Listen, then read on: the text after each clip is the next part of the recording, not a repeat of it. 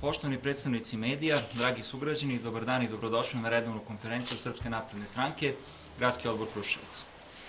Gradski odbor Srpske napredne stranke u Kruševcu pruža punu podršku predsjedniku Republike Srbije Aleksandru Vučiću u svim naporima koje ulaže kako bi sačuvao suverenitet i teritorijalni integritet naše zemlje.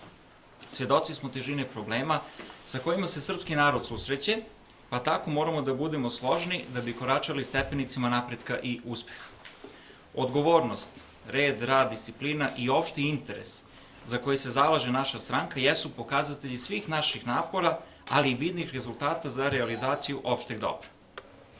Treba napomenuti da smo uspeli da nakon zatečenog velikog dugovanja u gradskoj kasi danas imamo likvidan budžet, u okviru koga sve prispele obaveze izmirujemo na vreme. Morate priznati da su asfaltirane ulice kako u gradu, tako i na selu, uređena putna infrastruktura, kružni tokovi, uređena vodovodna i kanalizaciona mreža, ali i nova radna mesta za naše prethodnike bile samo misaona imenica. Pokrenuli smo i brojne projekte, a neko od njih, pored grada Kruševca, finansiraju i resorna ministarstva i fondovi Evropske unije, koji prepoznaju značaj ulaganja u naš grad.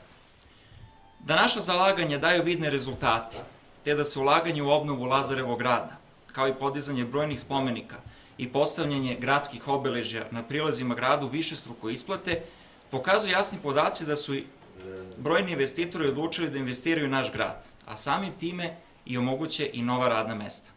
Kao i podatak turističke organizacije grada Kruševca, koji kazuje na to da je prihod od boravišnih taksi u odnosu na prošlu godinu povećan za čak 60%. Srpska napredna stranka će u narednom periodu biti i ostati domaćinska kuća koja poštuje porodične vrednosti i tradiciju. Potrudit ćemo se da mladim generacijama stvorimo osjećaj da je potrebno da vrednuju dobar odnos, rad i trud. Hvala, ako imate pitanje, izvolite.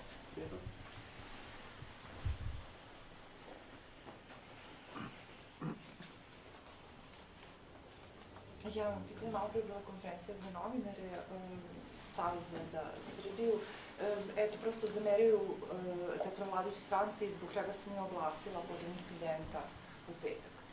Da li vi smatrate da bi trebalo da se oglasi? Da li to nameravate? Znate kako, naš predsjednik stranke Aleksandar Vučić je već na zvaničnoj konferenciji izneo stavove koji su stavovi stranke, tako da smatramo da nemamo potrebe da sada i mi nešto i nemamo ni šta da dodamo na celokupno njegovo izlaganje, kao i na konferenciji koja je održana u centrali stranke u Beogradu.